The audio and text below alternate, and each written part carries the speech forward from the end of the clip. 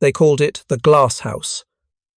That's what RAF bomber crews named the Handley Page Hampden's dorsal gun position, and on the night of September 16, 1940, Sergeant Arthur Williams understood why. He sat in that transparent canopy 5,000 feet above the German coast, surrounded by perspex panels that caught moonlight and turned his position into a beacon. Below him, the twin Pegasus engines droned steadily. Ahead, navigator and pilot concentrated on their bombing run toward Berlin. Behind and to the sides, darkness stretched in every direction, broken only by searchlight beams probing upward from the ground. Williams rotated his single Vickers K gun, scanning the night sky through the clear panels. The gun was a lightweight weapon, originally designed for aircraft observers, chambered in 300-3 British. It could fire 500 rounds per minute from 96-round Pan magazines.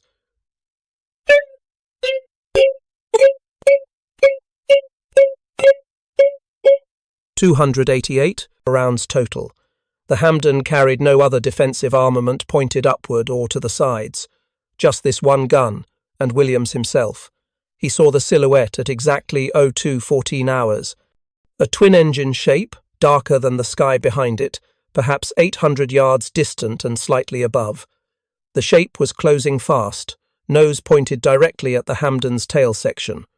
Williams recognized it immediately.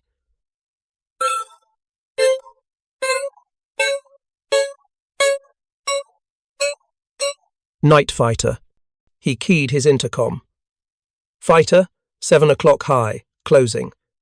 The pilot's response was immediate. How long? Williams watched the shape grow larger. He had trained for this moment at the gunnery school at Warmwell. He knew the mathematics. The Hampden cruised at 155 miles per hour.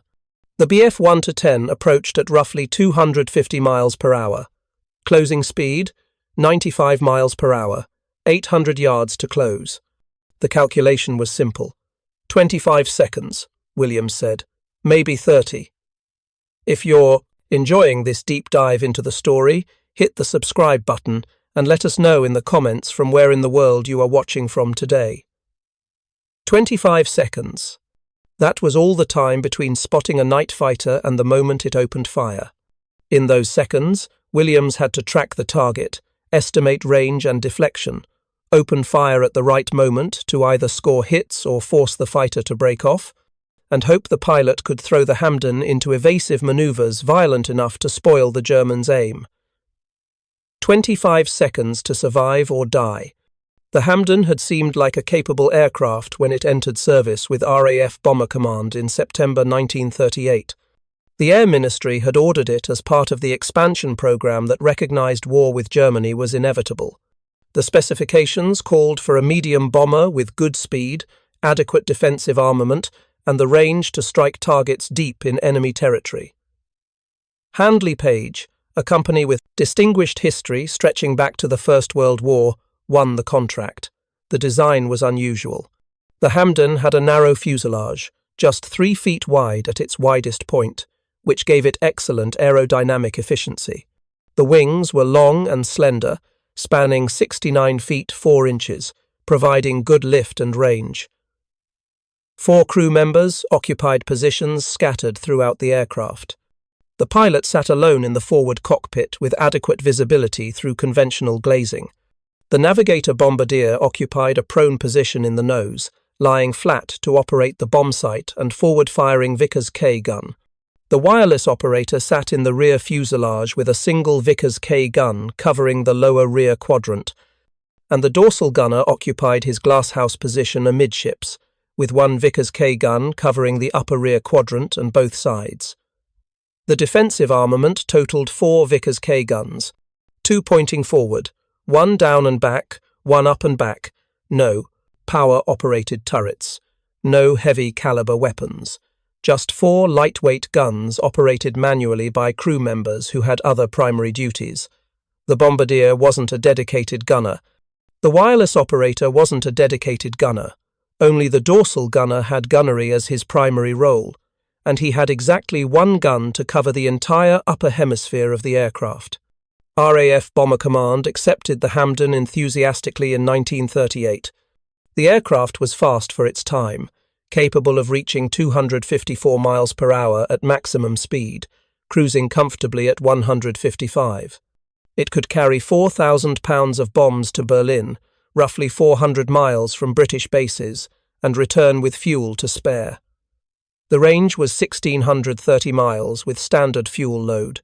In an era when most bombers were slow, lumbering machines barely capable of 200 miles per hour, the Hampden seemed advanced.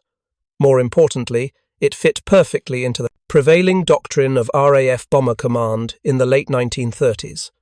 That doctrine held that formations of modern bombers, flying in daylight at high speed, could defend themselves against fighter attack through coordinated defensive fire. Each bomber would protect the others.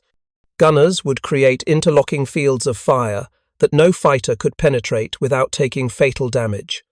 The bomber, as Prime Minister Stanley Baldwin had famously declared in 1932, would always get through. This belief rested on several assumptions that seemed reasonable at the time. First, that bomber speeds would approach or exceed fighter speeds, making interception difficult. Second, that defensive guns, firing in coordinated patterns, would create sufficient firepower to deter or destroy attackers. Third, that bombing accuracy would be sufficient to justify daylight operations despite losses. Fourth, that fighters lacked the range to escort bombers deep into enemy territory, meaning bombers would face only brief periods of fighter opposition near the target. The doctrine had been developed through peacetime exercises and theoretical studies. RAF planners had run calculations on closing speeds, gun ranges, and hit probabilities. They had conducted mock battles with fighters attacking bomber formations. The results seemed to validate the doctrine. Bombers in tight formation, with alert gunners, could survive fighter attacks long enough to reach their targets and return home. Losses would be acceptable, perhaps 10% per mission. Grim, certainly, but sustainable for achieving strategic objectives. The Hampden fit this doctrine precisely. It was fast enough to make interception difficult. It had sufficient defensive armament to engage fighters. It could carry meaningful bomb loads to strategic targets. The narrow fuselage, which would later prove problematic, actually seemed advantageous in 1938. Less frontal area meant less drag, which meant higher speed. The scattered crew positions meant each gunner had clear fields of fire without interference from other crew members or aircraft structure. Squadron commanders training Hampden crews in 1939 emphasized mutual support and disciplined flying. Stay in formation, maintain position. When fighters attack, all gunners engage simultaneously. Create a wall of fire that no fighter can penetrate. The training seemed sound, the aircraft seemed capable, the doctrine seemed proven. Then the war began, and everything changed. The first Hampden mission over Germany occurred on September 3, 1939, the day Britain declared war. 29 Hampdens from 5 Group attacked German naval vessels in the Schillig Roads near Wilhelmshaven. The formation flew in daylight at medium altitude, exactly as doctrine prescribed. German fighters intercepted them. 5 Hampdens were shot down. 5 more returned so badly damaged they never flew again. 34% losses in a single mission. The crews reported the same experience. German fighters, primarily Messerschmitt 109s, attacked from angles the Hampden's guns couldn't cover. They came from directly ahead, where the bombardier's forward gun couldn't depress enough to engage them. They came from directly below, where the wireless operator's ventral gun couldn't elevate sufficiently. They came from dead astern, staying in the blind spot where neither the ventral nor dorsal gun could reach them. The fighters closed to point-blank range, perhaps 50 yards, and fired devastating bursts into engines, fuel tanks, and crew positions. The surviving crews described the inadequacy of their defensive armament in stark terms. The Vickers K guns were too light.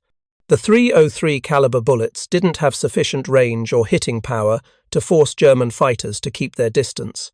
The single gun in each position couldn't create enough volume of fire to reliably hit a maneuvering fighter.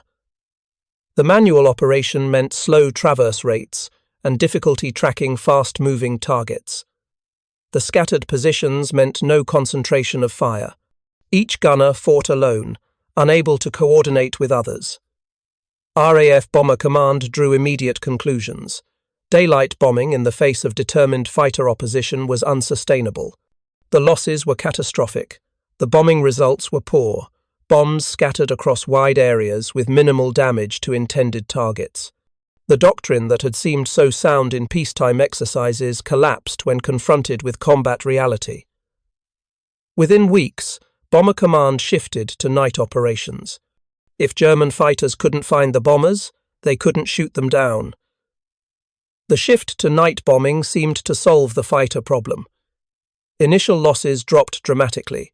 Hampdens flew mission after mission over Germany with minimal casualties. Crews reported occasional encounters with German fighters at night, but these encounters rarely resulted in successful attacks. The darkness provided protection that defensive guns couldn't. Bomber Command planners congratulated themselves on adapting quickly to battlefield realities, but the German Luftwaffe was adapting too. Throughout the winter of 1939 and 40 and into the spring of 1940, German night fighter forces grew in capability and numbers. They developed tactics, equipment, and aircraft specifically designed to find and destroy RAF bombers operating under cover of darkness. And they were learning that certain British bombers, particularly the Hampden with its distinctive narrow fuselage and glasshouse dorsal position, were especially vulnerable once located. The Luftwaffe established its first dedicated night fighter unit, Nachtjagdgeschwader 1, in June 1940. The unit initially operated Messerschmitt 1-10 heavy fighters, the same aircraft that had proven effective as day fighters and ground attack platforms. The 1-10 was not an obvious choice for night fighting. It was large, weighing nearly 12,000 pounds empty, and required 2 engines to achieve adequate performance. But it had advantages that made it suitable for adaptation to the night fighter role. First, it had endurance. The 1-10 could remain airborne for nearly 3 hours on internal fuel, giving it time to search for bombers, engage them, and return to base. Second, it had space. The wide fuselage could accommodate a radar operator and his equipment once such systems became available. Third, it had firepower. Standard armament included 2 20mm cannon and 4 7.9 2mm machine guns, all mounted in the nose. This concentration of forward-firing weapons, when brought to bear on a bomber at close range, was devastating. The early tactics were primitive. German controllers on the ground tracked RAF bomber formations using radar and radio direction finding equipment. They vectored night fighters into the general area where bombers were operating. The fighters then relied on visual search to find individual bombers. On moonlit nights, experienced pilots could spot bombers from several miles away, particularly if the bombers were silhouetted against clouds or lighter sky. On dark nights, success rates dropped dramatically. The fighters simply couldn't find their targets in the vast darkness. But some German pilots developed exceptional skills at night fighting even without radar. Major Wolfgang Falk, who commanded NJG-1 from its inception, personally shot down 7 RAF bombers in the first 6 months of night operations. Hauptmann Werner Streib, flying from the base at Dielen in Holland, developed techniques for approaching bombers from below and behind, using the faint glow from exhaust flames to guide his final approach. Oberleutnant Helmut Lent perfected the art of closing to point-blank range, within 50 yards, before opening fire to ensure hits. These early night fighter pilots noticed patterns in bomber behavior.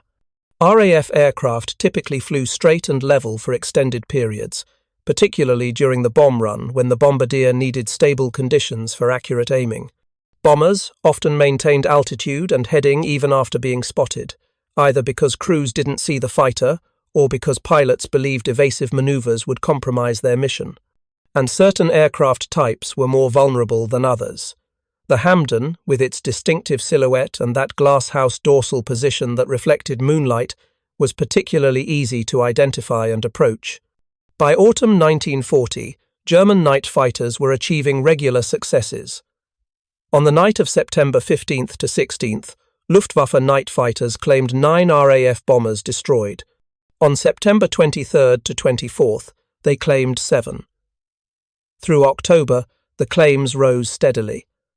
Bomber Command initially attributed losses to flak, searchlights, or accidents, but interrogations of captured German aircrew revealed the truth.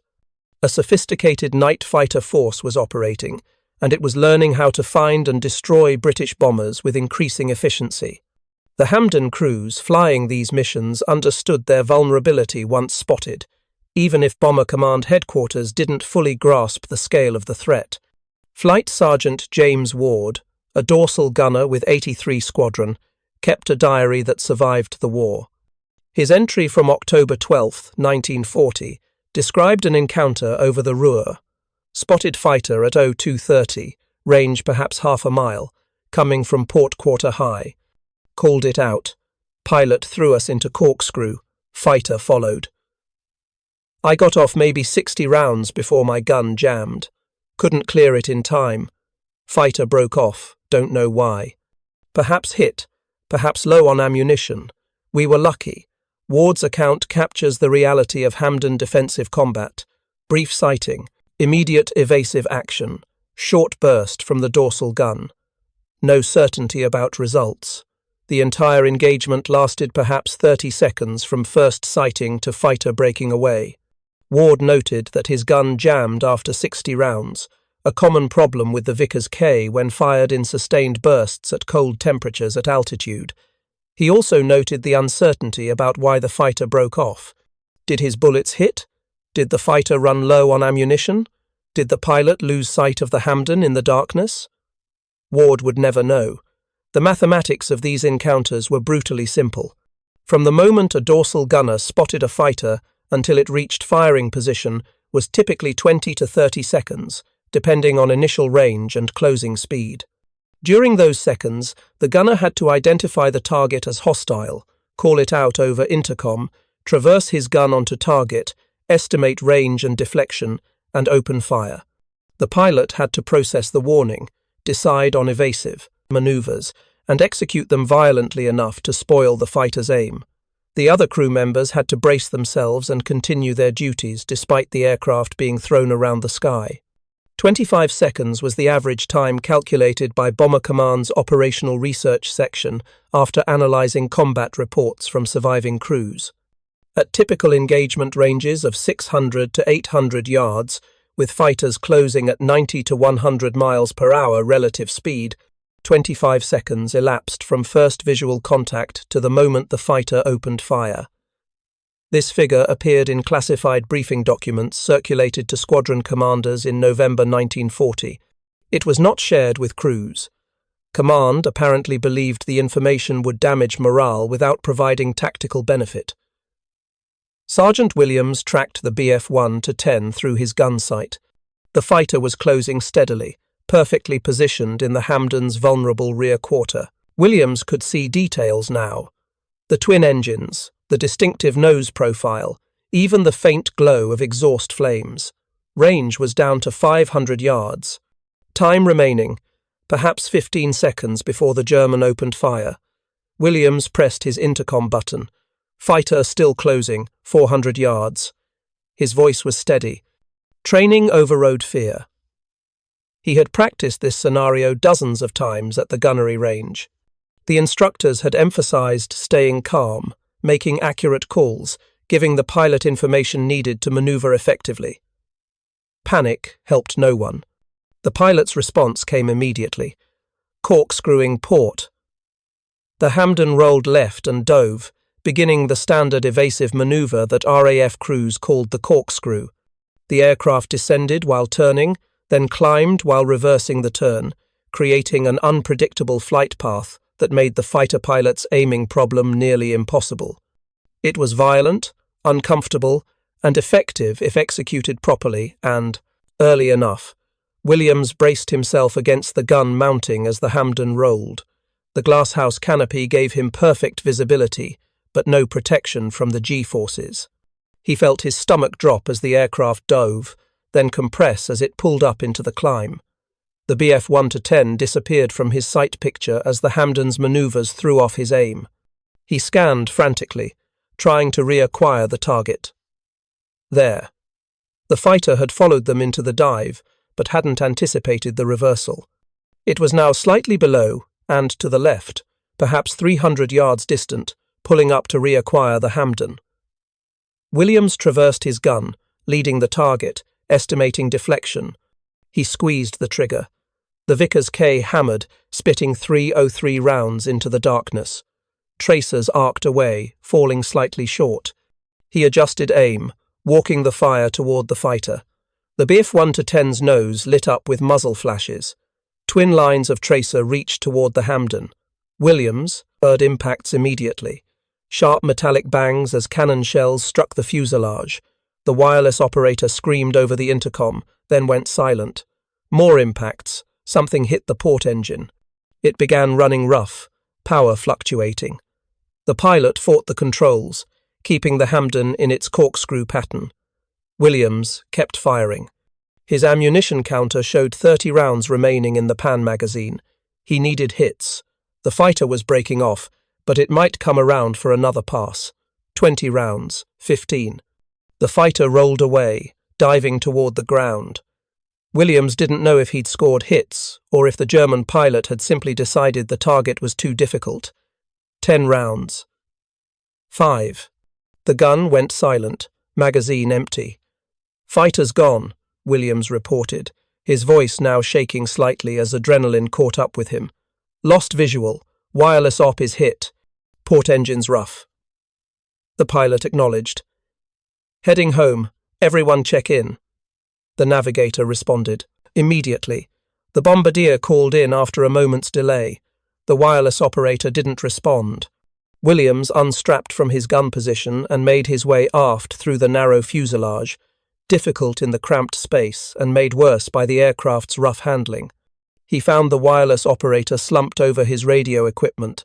A 20mm shell had penetrated the thin fuselage skin and struck him in the chest. He was dead. The Hampden limped back across the North Sea on one engine and one damaged engine. They landed at the emergency field at Manston on the Kent coast, just after 0400 hours. Ground crew counted 47 holes in the aircraft from cannon shells and machine gun bullets. The wireless operator's body was removed. The aircraft was declared beyond economical repair and scrapped for parts. If you find this story engaging, please take a moment to subscribe and enable notifications.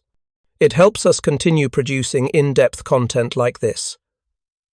Williams flew again 3 nights later in a different Hampden with a different crew.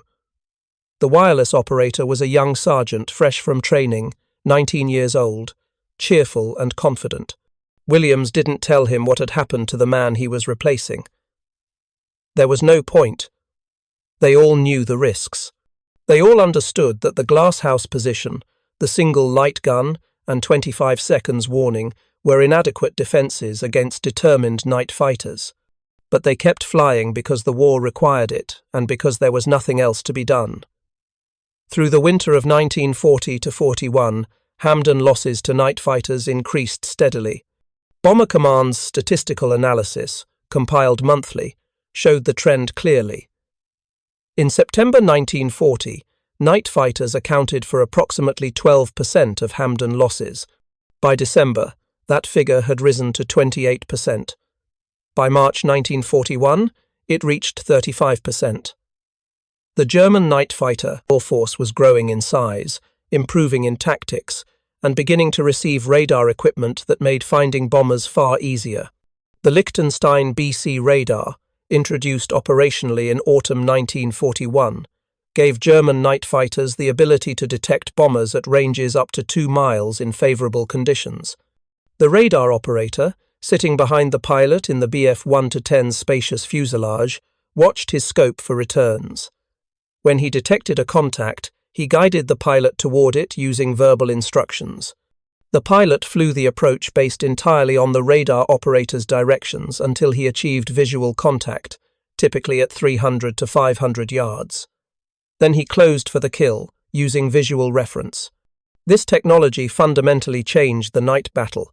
Previously, fighters had to search visually for bombers, a process that was extremely difficult and often unsuccessful in dark conditions.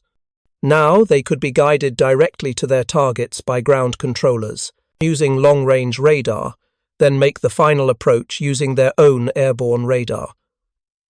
The bomber crew's only warning came when they spotted the fighter visually at close range. For Hampdens, with their single dorsal gunner and limited fields of fire, this usually meant 20 to 30 seconds warning before the fighter opened fire. Squadron records from this period document the inadequacy of the Hampdens' defences with brutal clarity. 83 Squadron, operating from Scampton, lost 12 Hampdens to night fighters between January and June 1941. 50 Squadron, flying from Lindholm, lost 15. 44 Squadron at Waddington lost 11. The pattern was consistent across all Hampden units. Night fighter losses were rising faster than losses to all other causes combined. Crew debriefings from surviving aircraft described similar experiences. Fighter spotted at close range. Immediate evasive action. Brief defensive fire from the dorsal gun. Fighter either pressing the attack and scoring hits, or breaking away for reasons unknown. The engagements were short, violent, and usually decisive.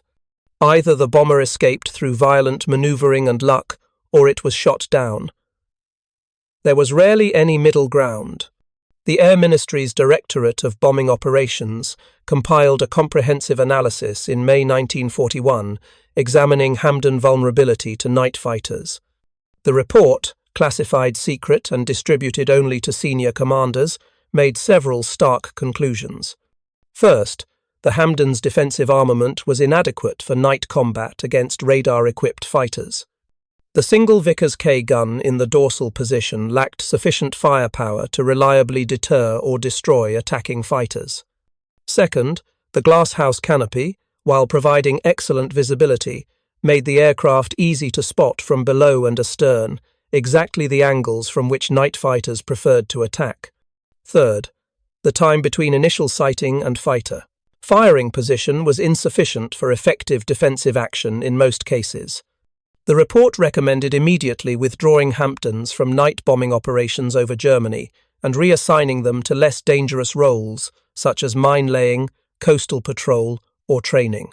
It noted that continuing to operate Hampdens in their current role would result in unsustainable casualties as German night fighter capabilities continued to improve.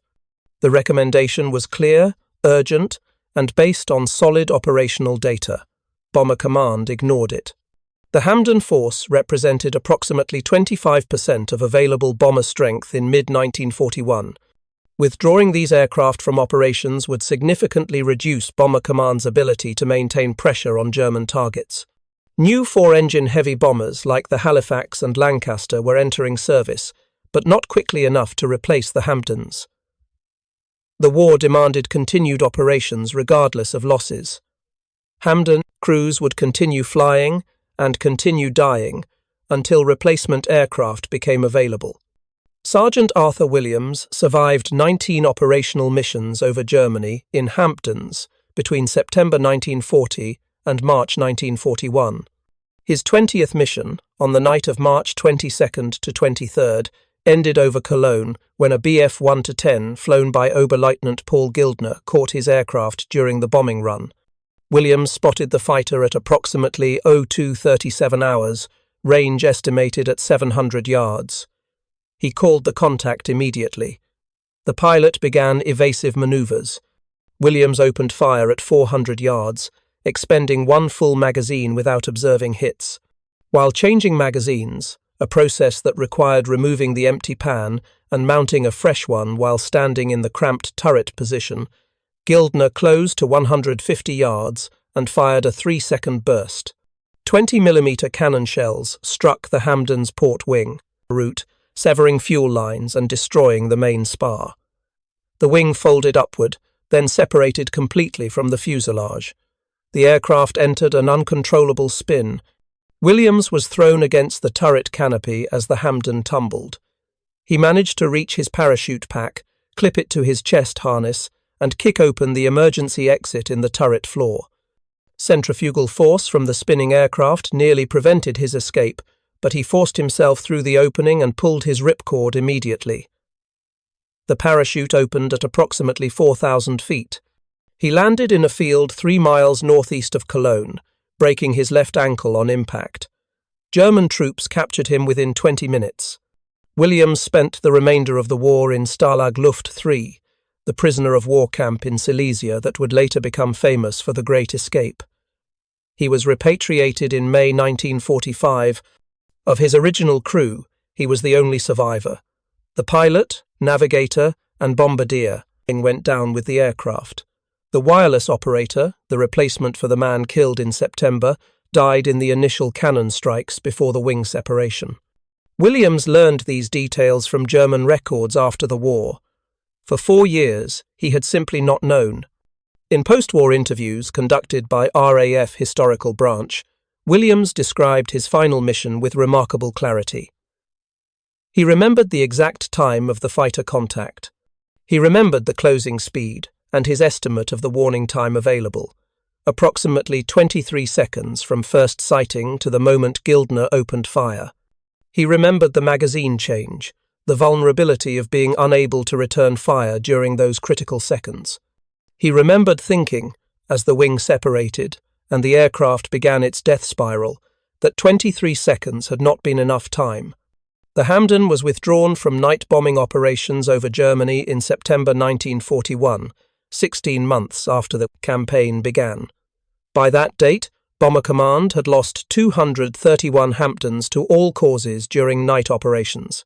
German records, analysed after the war, indicated that night fighters accounted for at least 97 of these losses, possibly more in cases where the cause of loss was recorded as unknown. The casualty rate among Hampden crews flying operations over Germany exceeded 40%, meaning that statistically, fewer than 3 in 5 airmen completing a tour of 30 operations would survive.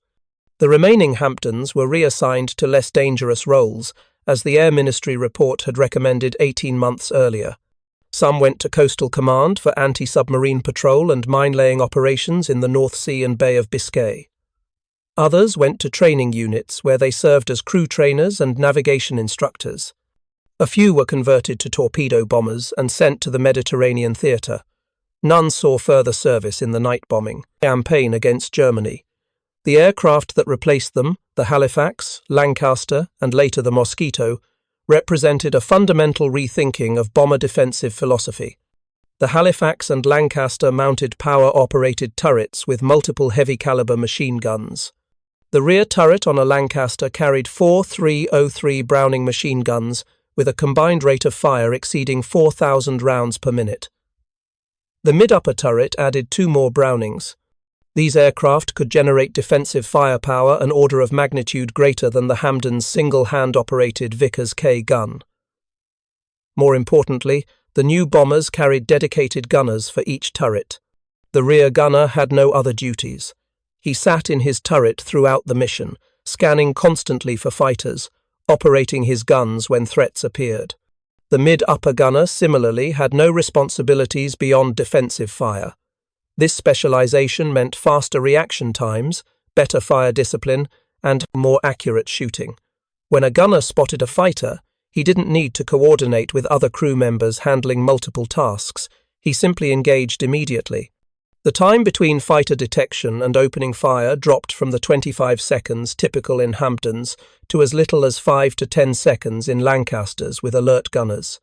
This faster response time gave fighters less opportunity to achieve ideal firing positions. Combined with the heavier firepower, it meant German night fighter pilots had to be more cautious, staying at longer ranges and accepting lower hit probabilities.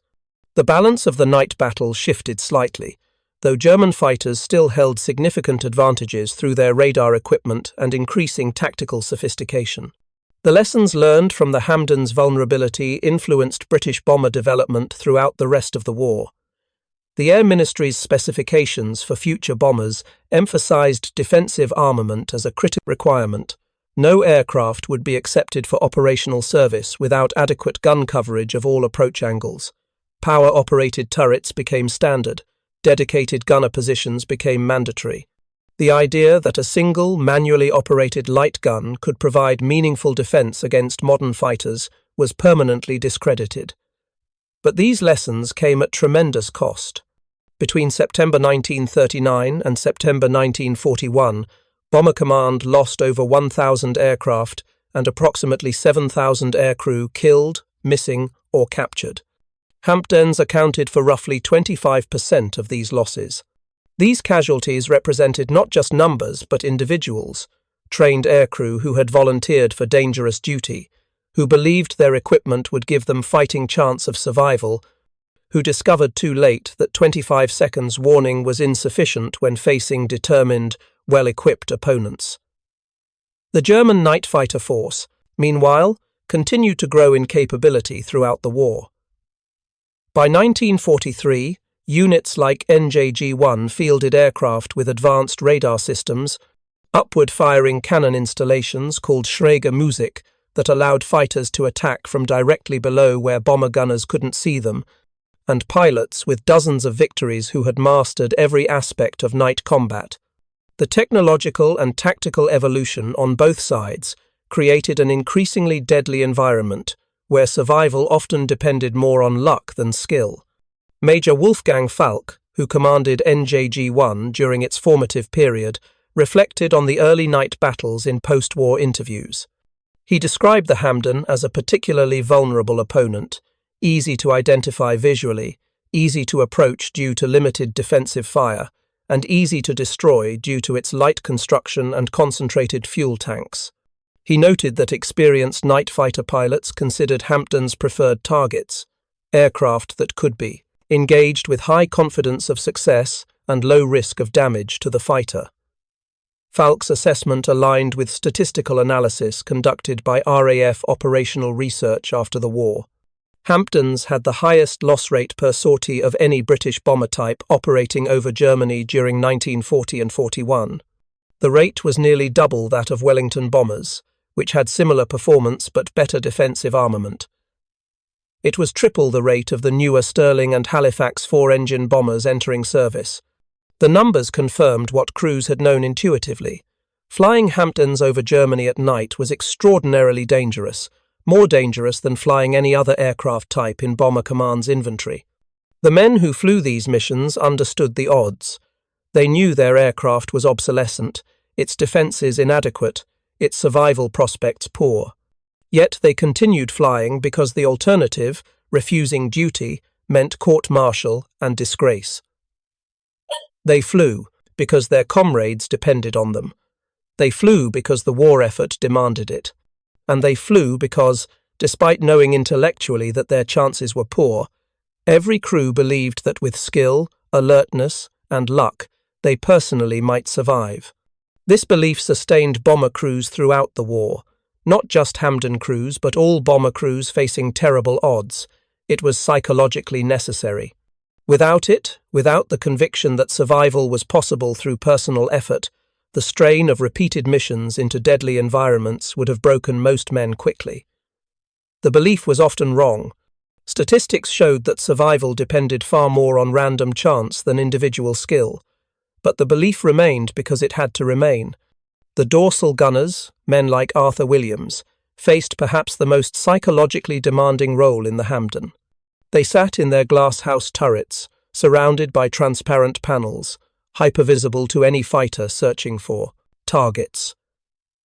They manned single light guns against opponents with cannon and radar. They knew that from the moment they spotted a fighter until it opened fire, they had approximately 25 seconds to call the contact, engage with their inadequate weapon, and hope their pilot's evasive maneuvers would save them. 25 seconds to determine whether they lived or died. The story of the Hampden and its 25-second warning window represents more than just a technical or tactical failure.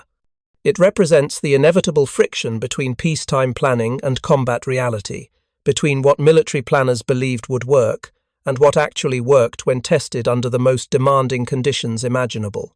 The Hampden had been designed based on the best information available in the mid-1930s, built according to sound engineering principles, and deployed according to doctrine that seemed proven through theoretical analysis and peacetime exercises. Everything appeared reasonable on paper. The speed was adequate. The defensive armament met specifications. The crew positions provided good visibility and fields of fire. The range and payload were sufficient for strategic bombing missions. Senior officers approved the design. Test pilots praised its handling characteristics. Squadron commanders accepted it enthusiastically. Yet within weeks of encountering actual combat conditions, the inadequacies became obvious to anyone paying attention. The 25 seconds between spotting a night fighter and coming under fire was not enough time. That single sentence, supported by statistical analysis, crew debriefings, and loss rates, summarized the Hampden's fundamental problem. But recognizing the problem and solving it were different matters. The aircraft existed in large numbers. Crews were trained on it. Squadrons were equipped with it. Replacing it required time, industrial capacity, and alternative aircraft that didn't yet exist in sufficient quantities. So operations continued, losses mounted, and crews kept climbing into their glasshouse turrets, knowing that when they spotted that dark shape closing from astern, they would have less than half a minute to live or die. The broader lesson applies beyond the specific case of the Hampden. In modern warfare between industrialized nations, equipment advantages matter enormously. Training, courage, and determination cannot fully compensate for technological or material disadvantages. A brave man with inadequate tools facing an opponent with superior equipment operates under severe, often fatal handicaps. This truth applied to Japanese tank crews in thin-skinned Hagos facing American .50 caliber machine guns.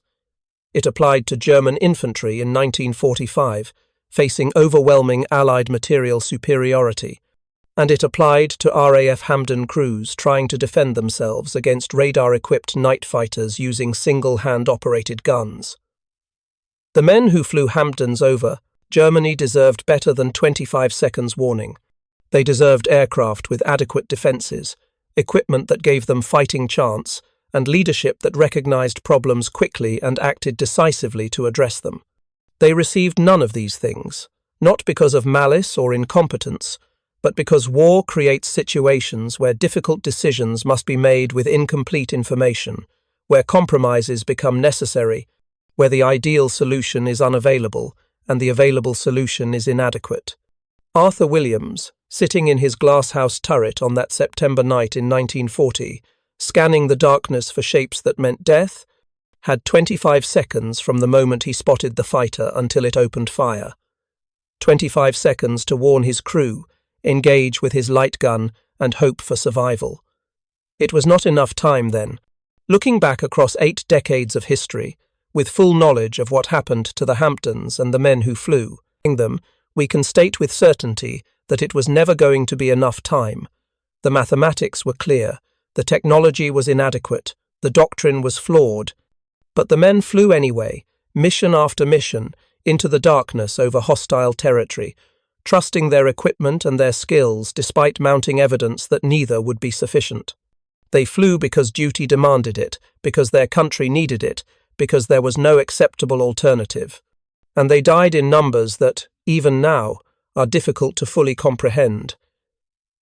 Each death representing not just a statistic, but a person, a family, a life cut short by the merciless arithmetic of industrial warfare. Thank you for watching. For more detailed historical breakdowns, check out the other videos on your screen now, and don't forget to subscribe